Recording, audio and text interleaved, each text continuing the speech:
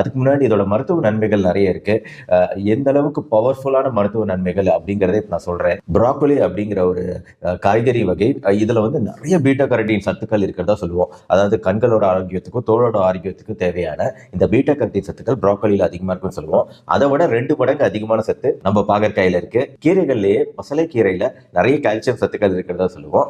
அதை விட 2 மடங்கு அதிகமான கால்சியம் சத்து பாகற்காயில இருக்கு. ஸோ எலும்புகளோட உறுதித்தன்மைக்கு நல்லது. பொட்டாசியம் அப்படிங்கிற தாது பத்தி தனியா ஒரு வீடியோவே போட்டிருக்கிறேன். இந்த பொட்டாசியம் வந்து வாழைப்பழத்துல மிக அதிகமா இருக்கும் அப்படிங்கிறத நான் சொல்லியிருக்கிறேன். ஆனா வாழைப்பழத்தை விட 2 மடங்கு அதிகமான பொட்டாசியம் சத்து பாகற்காயில இருக்கு. ஸோ இதய நோய் உள்ளவங்களுக்கு ரொம்ப ரொம்ப நல்லது பாகற்காய். 4வது சர்க்கரை நோய். சர்க்கரை நோய்க்கு இந்த பாகற்காயில இருக்கக்கூடிய சரான்டின் அப்படிங்கிற ஒரு விஷயமும் அப்புறம் பாலிபெப்டைடு பி அப்படிங்கிற விஷயம், அதை நேற்றே சொன்னேன். இந்த 2 விஷயங்களும் வந்து சர்க்கரை நோயாளிகளுக்கு இன்சுலின் மாதிரி செயல்படக்கூடிய ஒரு விஷயம். இது ரத்த சர்க்கரை அளவை குறைக்கக்கூடிய ஒரு காய்.